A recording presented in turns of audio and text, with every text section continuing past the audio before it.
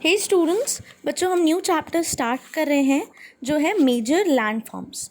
बच्चों इससे पहले ज्योग्राफी में जो मैंने आपको चैप्टर पढ़ाया था वो था chapter 14 the changing face of the earth. इसमें आपने एक्सोजेनिक एंड एंडोजेनिक दो फोर्सेस के बारे में पढ़ा होगा।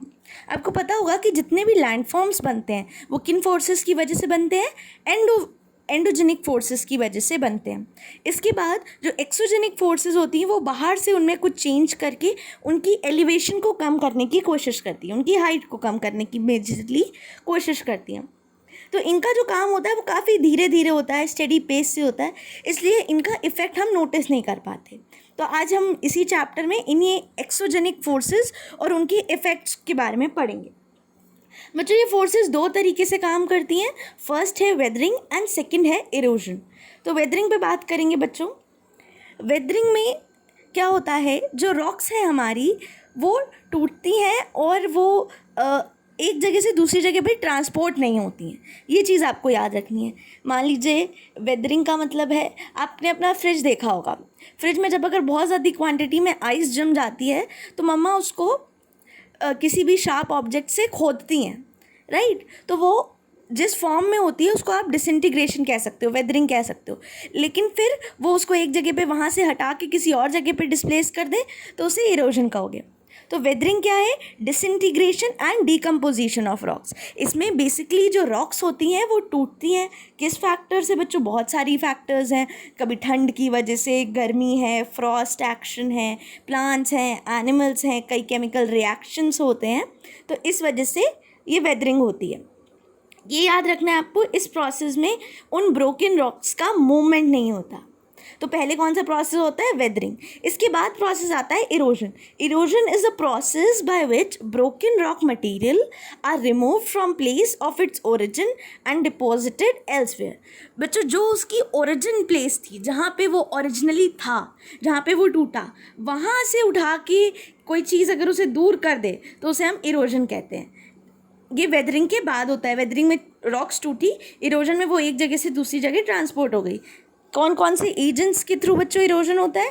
रनिंग वाटर, रिवर कह लो, सी वेव्स, मूविंग आइस जिसे हम ग्लेशियर कहते हैं, and wind.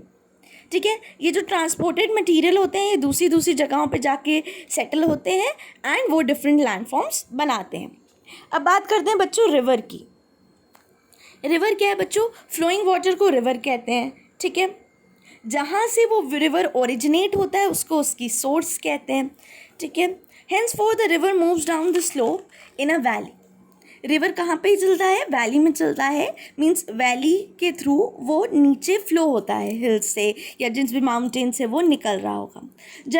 Generally the river falls into a large water body such as sea, ocean और लेक। हमें पता है, हमने जब पढ़ा था जूनियर क्लासेस में भी हमने पढ़ा है, जब हमने डायरेक्शन ऑफ रिवर्स के बारे में पढ़ा है कि एक रिवर माउंटेन से जनरली ओरिजिनेट होके बाद में जाके एक बड़ी बॉडी जैसे सी, ओशन या लेक से जाके मिल जाता है। इस प्लेस को जहाँ पे एक रिवर किसी दूसरी बड़ी वाटर बॉडी को मिलता है उसे हम उसका माउथ कहते हैं।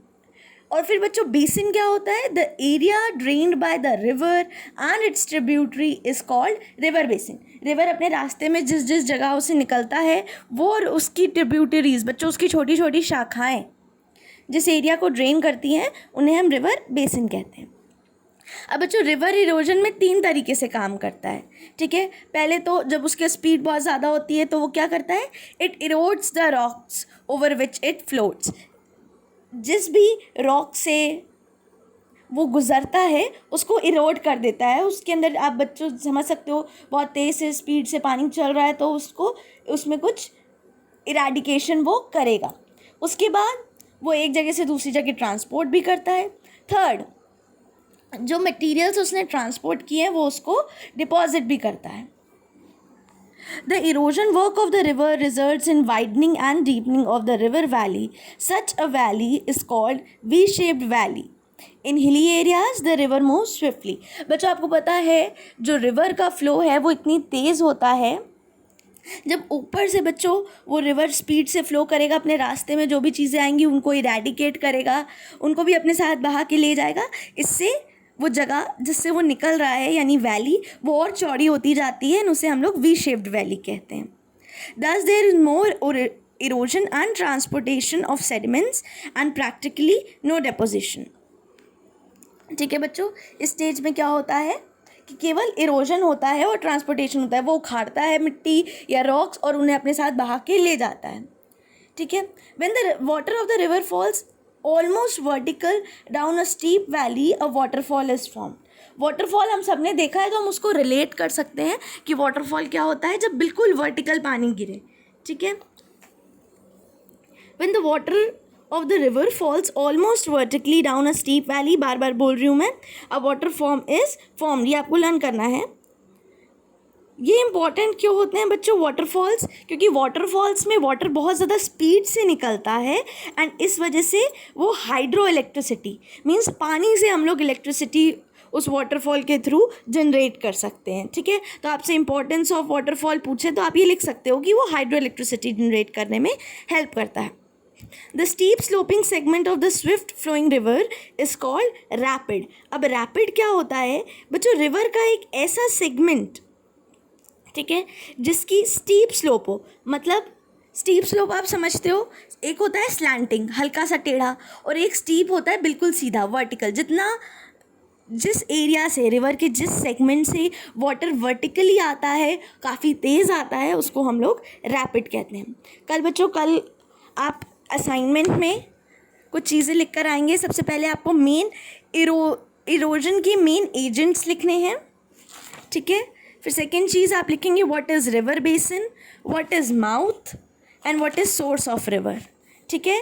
ये आप करके आएंगे क्वेश्चंस. कल हम आगे का डिस्कशन करेंगे.